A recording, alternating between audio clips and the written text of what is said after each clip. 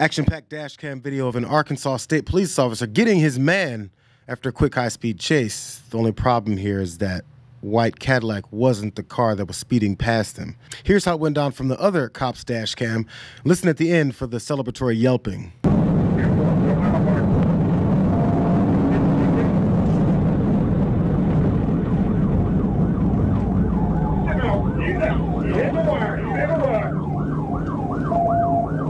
When you look back at the beginning of the video with the speeding car flying past the two cop cars, you might notice that it appears to be a silver car and not one with vertical taillights like the one on the Cadillac.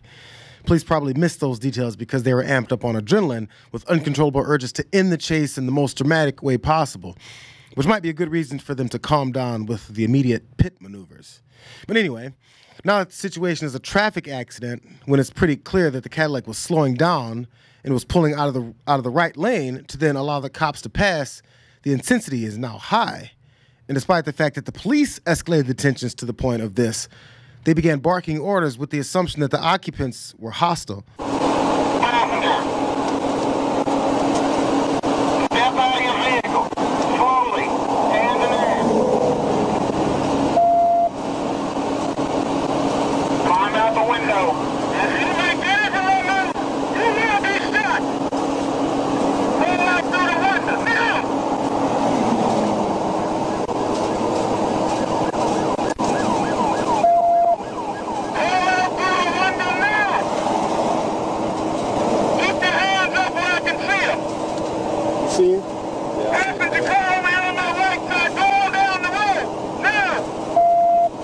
State police officials said that the trooper's supervisor immediately began an internal review of the incident, which is ongoing.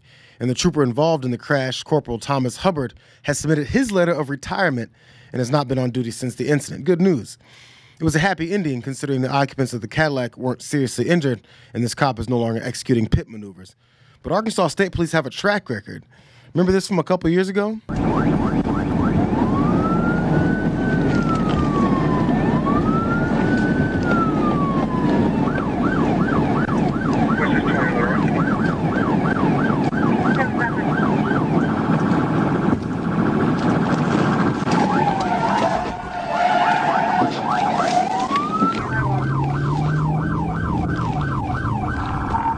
Roll over, get me EMS started.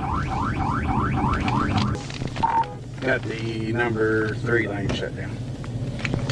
Outrage from this aggression grew over the fact that the cop did not face any disciplinary action for flipping a pregnant woman's car that clearly slowed down, put on her blinker and hazards to show the cop that she was pulling over into a safe area, as the shoulder looked pretty narrow there. But maybe his superiors didn't do anything because he followed police protocol further by berating the woman as she crawled out of the wreckage. Why didn't you stop? Because I didn't feel like it was safe. Well, this is where you ended up. Are you the only one in the vehicle? Yes. Okay. I'm pregnant. Well, ma'am, you've got to pull over when we stop. I had my flashers It doesn't matter, on. ma'am. I thought it would be safer to wait until the exit. No, ma'am, you should pull over when law enforcement stops you, okay? Let me over the road. Sit down right there.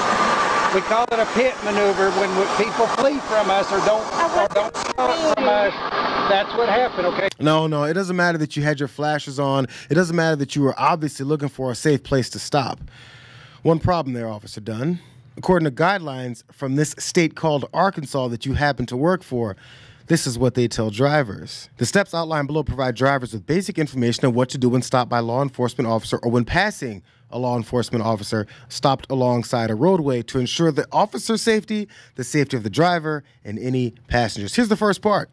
Pull over to the right side of the road. Activate your turn signal or emergency flashers to indicate to the officer that you are seeking a safe place to stop. If you're unsure if you're being stopped by an actual police officer, activate your turn signal or emergency flashers and pull to the nearest well-lit location. Pull to the nearest safest spot out of the traffic lane. Do not stop on bridges or overpasses. Rules, guidelines, and safety. All overruled when aggression and trying to prove you're a badass is the alternative. because his superiors definitely backed him up and blamed this woman for that incident.